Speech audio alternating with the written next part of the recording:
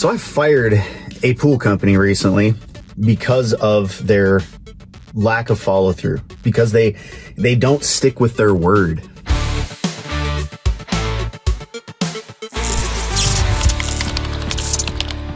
So I wanted to do a talk about this follow through. In the trades specifically, customers look to people that they're hiring to show up when they say they're going to show up, to do the things that they say they're going to do. It's kind of the only thing that really matters. If something comes up and you've otherwise communicated great with the customer and you're like, crap, I got to reschedule something, they're going to be fine with that. Nearly always people are very understanding as long as you communicate and you tell them. If you just don't show up one day and you said you were going to, or you were supposed to be somewhere at 10 a.m. and by like 3 o'clock they keep calling you and like, where are you at? Why haven't you said anything? They're going to be pissed, and rightly so. Yeah, the communication and follow through, just like standing on what you say you're gonna do, is like the biggest important thing in my life. And I think the reason is because I've been doing electrical work and being in the trades where customers are calling and people need you, and it's electricity. So it's not like, scooping dog poop or painting a room where like it doesn't matter. It's like, nah, dude, half my house doesn't work. I need you here. You say you're going to be here, be here. Oh my God. And this is for like employees too. If I have people that I hire and I'm relying on them to be somewhere, the worst thing you can do is to just gaff off and not follow through with the things you say you're going to do. Oh, dude, it pisses me off. There's like being late always is one thing that really pisses me off, but not sticking to the things you say you're going to do, not following through, man. God damn it, it pisses me off more than anything in the world. So recently, I hired a pool company. I'm not going to be the super asshole and throw their name out. I really want to. There's not a lot of times where I just want to like burn somebody. I'm so pissed at this company that I want to throw their name all over the internet, but I'm not going to do that. So I bought a house recently. I've never owned a pool in my life. It's not a spectacular pool. It's kind of a bowl of water. So, it's old. It's never been refinished. The equipment is all very old and not taken care of well. So when I moved into the house, I was like, I don't know how this pool thing works. Like, I was out there messing with stuff on the equipment. I'm like, I need a pool guy. I need at least like someone to come out and like show me what all this stuff is. I can maintain the pool myself. So I thought, with my pool, there's a lot of antiquity, a lot of old stuff that's problematic. So I need somebody that knows what they're doing to maintain the pool and like take care of it. At least to like get it brought up to being a nice pool again. Anyways, so started calling around pool companies, and I had some of the best customer service with this one company. And I was like, oh, dude, you guys are like on it. Your customer service is so great. I love talking to these people. Explain every single process along the way. They say they're going to, anytime they come out to work, they're going to be consistent on the same exact time every single week, which I found out was not true. And they also said that they're going to tell me when they're on the way. Give me like 30 minutes to an hour. I'll get a text every single time. That never happened either. I have 3 big dogs, aggressive breeds too. I have a Belgian Malinois, which is like, a military dog. Super sweet, but people, see a Belgian and they're like, oh, Jesus. And I have 2 pit bulls, which are also super sweet, but when people see them are like, holy shit, So if I've got 3 dogs out in the backyard, I don't want people just randomly showing up and going into my yard. I just don't want anything to happen. And they never followed through with that. They would just randomly show up, and I'm like, who the fuck is in my backyard right now? I had no idea. And this is Texas. This ain't like some state where people don't very firmly protect their property. So there's a certain attitude to people just walking on your property in Texas. You just don't do that. Anyway, so it pissed me off that like, okay, whatever. They were scheduled for a call. It's fine. He came out. He forgot to say he was coming. I can deal with that. But I told them about it. I was like, I really want you to respect that I've told you to tell me before you came. You also said that it was just a thing you guys do. You always do this thing, and that's what I liked about it, and you don't do it. So every single week it happened. Never communicated with them when they were coming. And then there were weeks where they just never showed up. And at like 9, 10 in the morning when they're supposed to be there.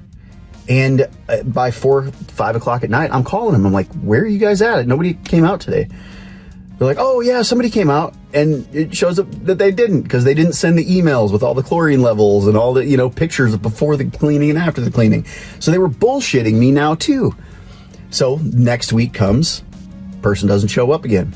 And I call again. I'm starting to get pissed off. I'm like, look, dude, I'm a fucking electrician. My word is my bond. If I don't follow through with stuff that I say that I'm going to do, I'm going to have bad reviews. Nobody's going to hire me. I can't believe as a trade, pool cleaning is not really a trade. They're doing stuff. It's a service-based company.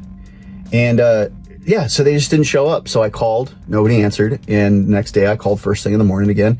I was like, what the fuck's the deal with y'all? Y'all suck at communication. This is what I told them. I was like, you are terrible at communication.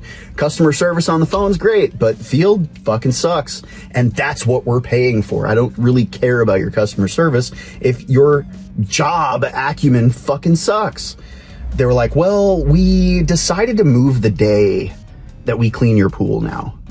Like Tuesdays or whatever fucking day it was, they're just too busy for us. So we moved you a different day. So from now on, your services are going to be a different day.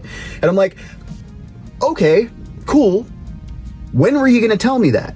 You just don't show up and you make these changes and don't tell people? Like, what the fuck, And so then one of them came out. They backwashed the pool to like clean a bunch of shit out. And from then on, I had a constant leak coming out of the pool equipment. And there's a little spider valve. I guess it's a spider gasket that goes inside of this valve, and it was leaking. Right? I guess it's a common thing.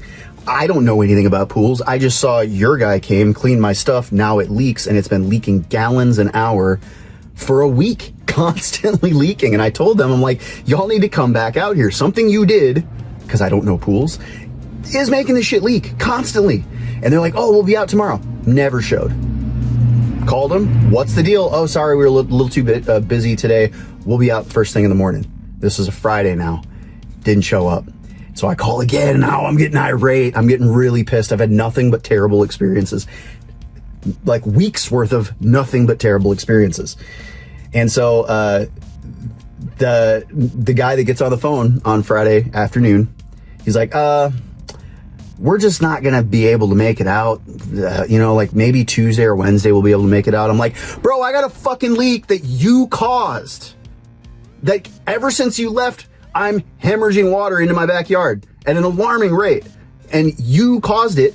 I think you should prioritize me to come out and fix the fucking problem that you just created. Now, I will give it to them. This was not their problem. Once I went out and just bought the damn gasket and I fixed it myself, and it was very arduous. Like, it was such a pain in the ass. But when I got in there, it was like chemically deteriorated. It wasn't something they did.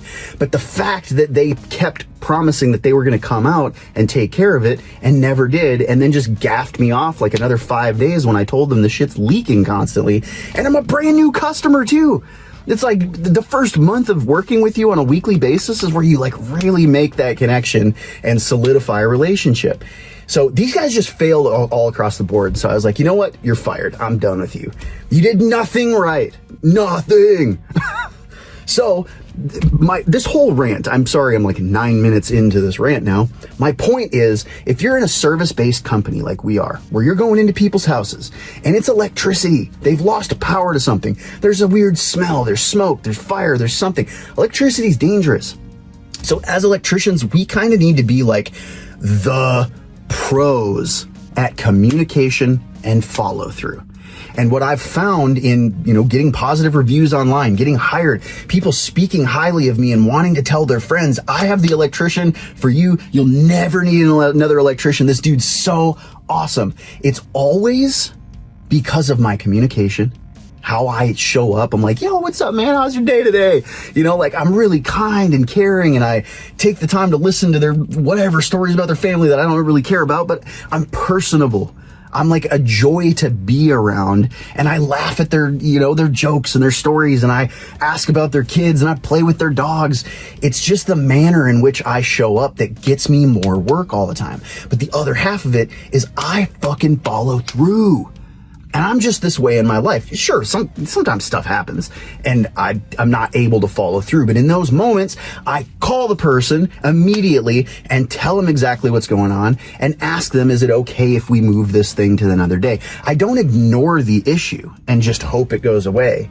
Because here's the thing. A lot of people don't like confrontation. They don't really know how to deal with an with a customer. And there are people out there that act like problems are just going to go away. So they're just like, I'm not going to call them. I'm just going to not show up. And then tomorrow I'll come up and like try to show up tomorrow. Don't ever do that. The first most important thing to every customer is that you tell them what's going on. If you have to reschedule, it's absolutely fine. For like 97% of cases, nobody's going to care. There are some cases where people are going to care. There's some people that are just assholes and like drama queens, and they can't handle a change in their daily, routine. You're going to get some finicky customers every once in a while, or sometimes it's like they lost power, so they're freaking out, and their, refrigerator, all the meat's going bad and everything. So like there's some justified reasons too why people might be pissed off that you're not coming out. But most of the time when you have to reschedule something, people are like, yeah, cool, thanks for letting me know. Like that's it. It's just a simple conversation that has to happen. But running away from the problem is not the thing. Another thing that can happen is you're just in the weeds and you don't realize how many things you have going on, and you forgot that there was an appointment. You need to find something better to do to manage all of the things that you have going on. If this is you, if you find that you are so in the weeds, and those of you that have never worked in restaurants before, you don't know what in the weeds means. It means you're just like hair on fire because you have 7,000 jobs a day scheduled, and you have so much going on that you need to start like keeping a list and like taping it to your like rear view mirror, because you have so much going on that you're missing things. Things are slipping through the cracks. You don't want to be that person either, because that's also just looked at as you not being able to maintain things. It makes you look like you're amateur and you can't handle being a business owner. So it's also not a good thing just for general forgetfulness. So if you need to get like your mom or your wife or husband or whoever to like help start trying to put some order into things, if you get a Google Calendar, they're free. Sign up for a Gmail account, free account, and you can create a Google Calendar and you can put appointments and stuff. So every time you have a thing going on, even if it's just tasks or like little things throughout the day, you can put all of it and just become a master of keeping a calendar or a schedule. If you don't like the phone thing, some people don't, keep a written one. Like get a little book, one of those little things that you can get at like Office Depot or Office Max or whatever, where it's a planner and it's got a calendar and it's got like daily things for you to write down. If you're going to be in this business, any kind of electrical, plumbing, anything where you're doing a service, you're going out to work for somebody and you deal with appointments, you have to have that as a lifeline next to you, either in your pocket, next to your truck, and all day be writing things down. If you can master that, then you're not going to have all these things slipping through the cracks. The more lists that you keep of the things you need to do over the next week, the better, over the next month, and then day to day. And I would even get good at looking at your calendar the night before. Don't go to sleep without looking at the calendar for the next day, just so you know all the things that are going on the next day, because you don't want to wake up and then be like, oh crap, it's 8 o'clock. I woke up and I was supposed to do this at 7. Shit. You want to know what tomorrow's going to bring. So you always want to look at your calendar before you go to bed, or like, while you're eating dinner or something like that. Just flip the calendar open and be like, oh crap, I got a thing. I got to be in like an hour away in the morning. So that means I got to go to the shop. I got to leave and drive an hour. So I need to get out of this house by 6. So just knowing what's going to happen tomorrow, but also kind of knowing generally what's going on in the week. And if you have a calendar around you, you're constantly looking at it. Like I look at my calendar like 5-6 times a day, and I still miss stuff, but I have somebody that's in the office and that lets me know about everything. So she's got a knowledge about everything that's going on, and I've got a knowledge about everything that's going on. And it just helps us keep on top of it all. I am very much an in the moment now kind of a person. I'm not somebody that like necessarily looks in the past a lot or looks in the future a lot. I mean, I plan a lot of things, but I don't spend a lot of my day outside of now, the very right now moment. So that also means that I'm somebody that misses things that are coming up. So I have some systems that I've put into place to make sure that I have all of those things and it's not a problem. But it's just my personality type. I have a very intense focus in the moment.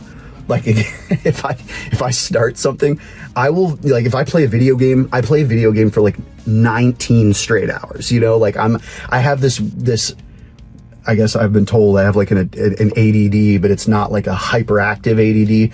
It's that I have such intense focus in every single moment that I block everything else in the world out.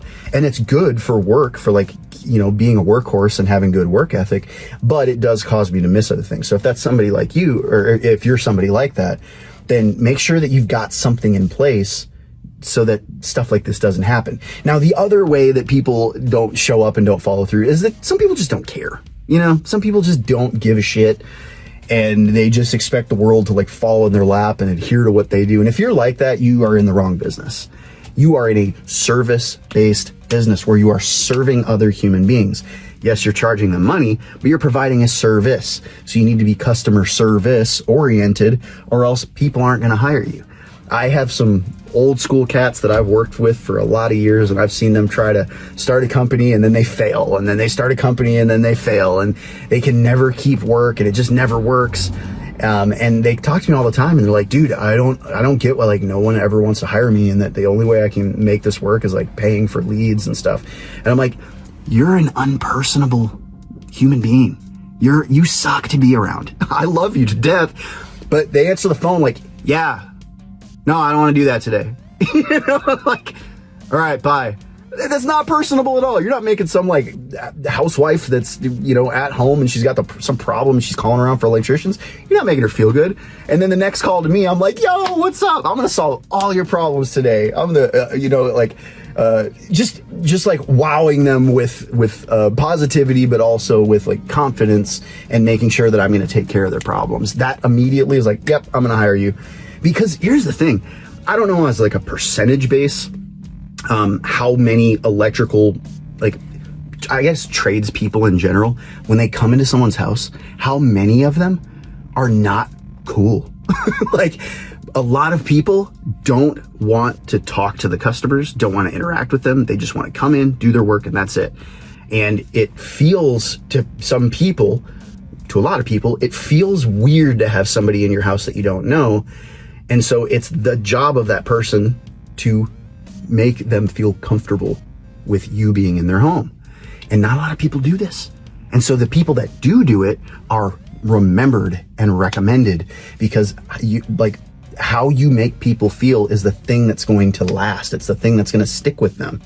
So if you can always make people feel really great, if you listen more than you talk, this is something that I had to work on in my life early on. Like, if you're somebody that just constantly talks at people, that's also something that's really annoying after a while. It's okay if you're like laughy and you got some jokes and you want to talk, but if you're one of those people that can't stand when silence happens and you always need to fill the air with sound out of your face, it's fucking annoying. After a while, after the first like 20 minutes, it's like, dude, shut the fuck up. Just like, work, I don't want to talk to you anymore because you're just overbearing with words. And so there's a balance, like learn when to chit chat. You know, I was at a job the other day and this lady was working. It was a commercial job and I was doing a bunch of fixtures in her warehouse, and she would talk to me a little bit and then she'd go back to her work. And then there was a long period of nobody talking and we were working around each other. And so I would just ask her stuff. Nothing that I cared about, or, you know, I was just making conversation. But I was like, so what does your husband do? You know, blah, blah, blah. And then she would stop talking and I would stop talking. And it made me realize, like, we are both trying to get stuff done so we don't have time for conversation. But we both were like kind of reaching in a little bit to like make it so it wasn't awkward, because we, you know, and just that little bit where we both respected and understood that each other was trying to get work done, but took the time to like make the other person laugh or something like that. Dude, great relationship building. Like, she had such a great experience with me and I had a great experience with her. And so I guarantee we'll get hired again. But it's just like reading the room, reading the situation, and being pleasant to be around. is like one really huge thing. From the time that the phone gets answered to like, hey, this is Dodec Electric. How are you doing today? Oh man, I'm doing great. I think blah, blah, blah, blah, blah, blah, blah. What can I do for you today? Oh, I'm having a problem. Oh, dude, we'll take care of it. We're busy for the next couple of days, but I can get out there in a couple of days. By the way, this is how we charge right up front. Like, this is what our rates are. This is how we charge. This is how we work. And, would you like to hire us? You know, that little interaction, most people aren't getting that. Most people are getting a very corporate, like dry experience from people. So that personable thing from the time you answer the phone to the time you show up through the entire time you're there is massively important. The other thing is the communication with the customer, constantly letting them know what's going on. If they're asking questions, having answers for their questions. But like, you don't have to over communicate, but just communicate. And if problems come up, if things come up, honesty, just being honest and over communicating. If you need to like schedule something new, you know, like attack the situation, address it, confront it. Even if you mess something up, I've gotten so many repeat customers from like making a mistake and just coming to them and being like, dude, I'm so sorry. This is my mistake and I completely own it 100%. I did this, but I want you to know I'm going to rectify it and I'm not going to charge you anything. Like I'm going to take care of this situation. People love that. And then the last thing is follow through. If you say you're going to do something for someone, if you say you're going to do something for a customer, for a boss, for anybody, show up, follow through. It's so important. And I promise if you do these things, you're going to have customers that want to hire you for life. And if you aren't so good at one of them, practice it. Wear a bracelet that you write something on. Get a tattoo on your hand. So every day when you're working, it's a reminder that this thing in your life that you really need to work on. Or ask for help. Try to get some help. There's virtual assistants that you can get. You can hire, like, they do a certain amount of time and work. They don't, they might work in like Florida and you're in Texas. But like, you can get help with things through your business. Because let's face it, not all of us are good with the business thing. We're good with the tool thing, but the business part is the part we need to work on. It's the muscle that we need to build. And the only way that you're going to get good is if you're constantly in the gym working out the muscle. So hope you guys got something from that. Love you crazy people. And I will see you in the next one.